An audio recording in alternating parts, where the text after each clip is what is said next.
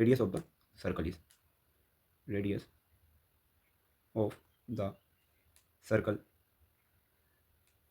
तो ये निकल जाएगा। देखो पूरा डायमीटर दे रखा कितना 35 mm, ये पूरे जो वायर का है यहाँ से तो यहाँ तक।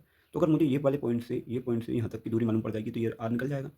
अगर ये 35 दे रखा तो मैं क्या कर देता हूँ, 2 से इसको डिवाइड कर देता हूँ, तो ये मुझे 35/2 ये रेडियस मालूम चल जाएगी। ज़्यादा निकालने की जरूरत है नहीं। अब इसके बाद हम निकाल लेते हैं इसकी सर्कमफेरेंस। सर्कमफेरेंस होगी ये वाली जो बाहर वाला पोर्शन है, ये वाला ना, सर्कमफेरेंस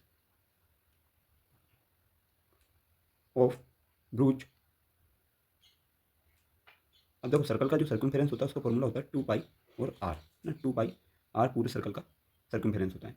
तो इसी फॉर्मूले में जब वैल्यू रखते हैं, 2 पाई की वैल्यू आप भी रखेंगे हम 22/7 और रेडियस है आपकी 35/2 जो अभी हमने लिखी है। रेडियस से चाहो तो आप यहाँ पे आर और मार्क कर सकते हो। तो 7 से 35 5 टाइम में चला जाएगा।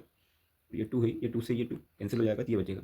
इन दोनों का इंटू करोगे तो आपका आएगा 110 mm ना। जो यूनिट चल रही, यूनिट कौन सी लगेगी, आर वाली। आर के पीछे कौन सी यूनिट है, मिलीमीटर वाली। अब लेंथ ऑफ वायर की अगर बात की जाए, length of wire, length of wire required, जो भी लेंथ है वो क्या हो जाएगी, एक तो हो जाएगी आपकी 110 mm प्लस क्या दे रखा है 35, और wire is also used in making 5 diameters, 5 अलग अलग डायमीटर के और बनाएगा इसके अंदर से। तो 5 × 35 है ना, इनका और इंटू करके लिख दोगे तो आपका आ जाएगा ये 110 और इनका इंटू करोगे तो 175 ना। यूनिट आपकी सेम चलेगी, यूनिट ध्यान रख चलना mm, ठीक है। जैसे ही आगे बढ़ेंगे इन दोनों को जोड़ दो तो आपका लगभग आ जाएगा ये 5 7 और 1 8 और 1 और 1 2 285 mm की ये क्या जाएगी, लेंथ आ जाएगी। अब दूसरा पोर्शन जो रहेगा आपका है ना, ये तो आ गई आपकी क्या, लेंथ ऑफ वायर। दूसरा आपके निकाल सकते हो, इसमें दो चीज़ पूछी हुई है। Total length of the silver wire is required, total area of sector of the ब्रूच। Area of sector बताना है तो वो और बताना है। तो जो हमारा एरिया ऑफ सेक्टर रहेगा तो इसको हम निकाल सकते हैं अलग अलग तरीके से, थोड़ा सा वो कर लें। एरिया ऑफ सेक्टर का फॉर्मूला होगा आपका एरिया ऑफ सेक्टर θ/360 डिग्री।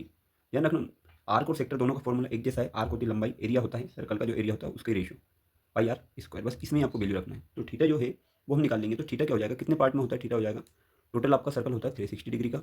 आपने 10 पार्ट इसके बना दिए तो डिवाइड कर दोगे तो ये 360 का क्या बचेगा 36 डिग्री है ना। तो थीटा आपका हो जाएगा 36 degree upon 360 degree into pi हो जाएगा 22/7। रेडियस आपने यहाँ निकाल रखी है 35/2 इंटू 35/2। जो कैंसिल, देखो इसको पूरा कैंसिल करोगे तो ये हो जाएगा आपका 10 टाइम में ना। 7 से इसको कैंसिल आउट करोगे तो ये जाएगा 5 टाइम में। 5 से 10 को करोगे 2 टाइम में, और 2 से चाहो तो आप इसको कैंसिल कर देना 11 टाइम में है ना। तो ये आपका रहेगा कुछ 35 × 11, ये क्या बचेगा 11 × 35, और नीचे के 2 और 2 का इंटू करोगे तो 4 है ना। यूनिट आपकी mm। ध्यान रखना एरिया जहाँ पे बात आया तो स्क्वायर, लेंथ की बात रहे तो मीटर, और वॉल्यूम की बात रहे तो क्यूब। तो यहाँ पे मैंने क्या लगा रखा स्क्वायर। इंटू करोगे तो 11 का 5 में करोगे तो 55, 5 करी 11 का 3 में 33 और 5 38 अपॉन 4 mm स्क्वायर। ये आपकी क्या आ जाएगी वैल्यू आ जाएगी है ना। इसका एरिया पूरे का अंदर वाला कितना आ जाएगा 385/4। डिवाइड करोगे तो वैल्यू आपकी 80 के लगभग अराउंड पहुँच जाएगी, 89 और 90 की। ठीक है, आगे क्वेश्चन देख।